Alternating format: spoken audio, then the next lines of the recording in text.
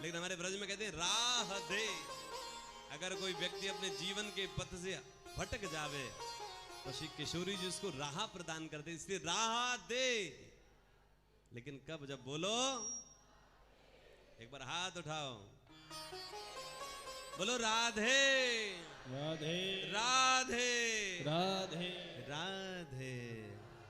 एक बार जो, तुम तो कितनी बार बोल लिया, बोले राधा कट जाए जीवन की बाधा, और यहाँ कोई न रहता भिखारी, राधा रानी हमारी। तीनों लोकन सोन्यारी, राधा रानी हमारी, रानी हमारी, महारानी हमारे, ओ रानी हमारी महारानी हमारे। हमारे पास इंस्ट्रूमेंट बहुत है, एक वैसी बज रहा है, सुनो भैया।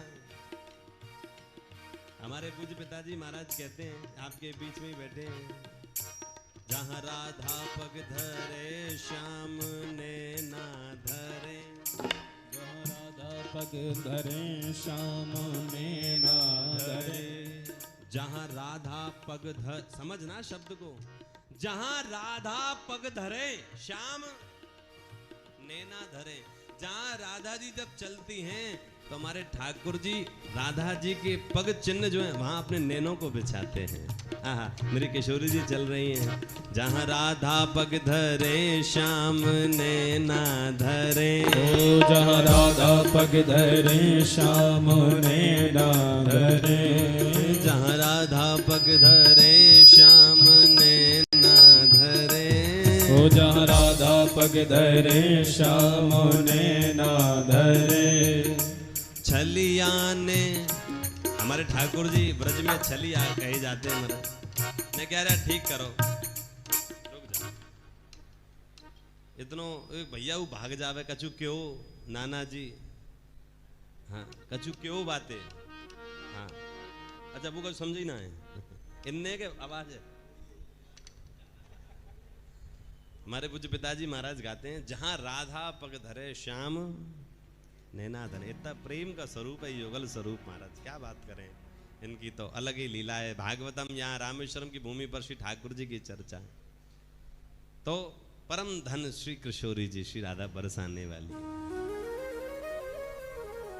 भागवत जी की उत्पत्ति का वर्णन है, किस प्रकार भागवत की उत्पत्ति हुई। वेद व्यास जी ने श्रीमद् भागवत की रचना करी, 17 पुराण लिख दिए थे, मन को शांति नहीं मिली, देवर्षि नारद आए।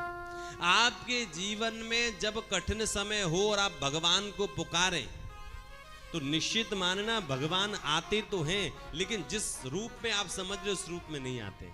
आपके जीवन में उस कठिनाई को दूर करने के लिए ठाकुर जी किसी महापुरुष का, किसी साधु का, किसी संत का प्रवेश आपके जीवन में कराते हैं, किसी गुरु का प्रवेश आपके जीवन में कराते हैं। जब भी आपके जीवन में कोई कष्ट आएगा, आपके जीवन में कोई गुरु आएगा, कोई व्यक्ति आएगा जो आपकी उस परेशानी से आपको निकाल देगा।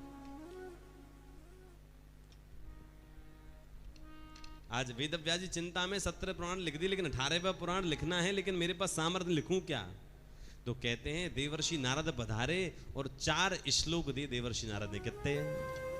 क्योंकि शांति क्यों नहीं मिल रही थी, ज्ञान बहुत लिखा, वेद बहुत लिखा, तप लिखा, सत्य लिखा, नियम लिखा, व्रत लिखे, अनुष्ठान लिखे, सब कुछ लिख दिया, लेकिन प्रेम न लिखा।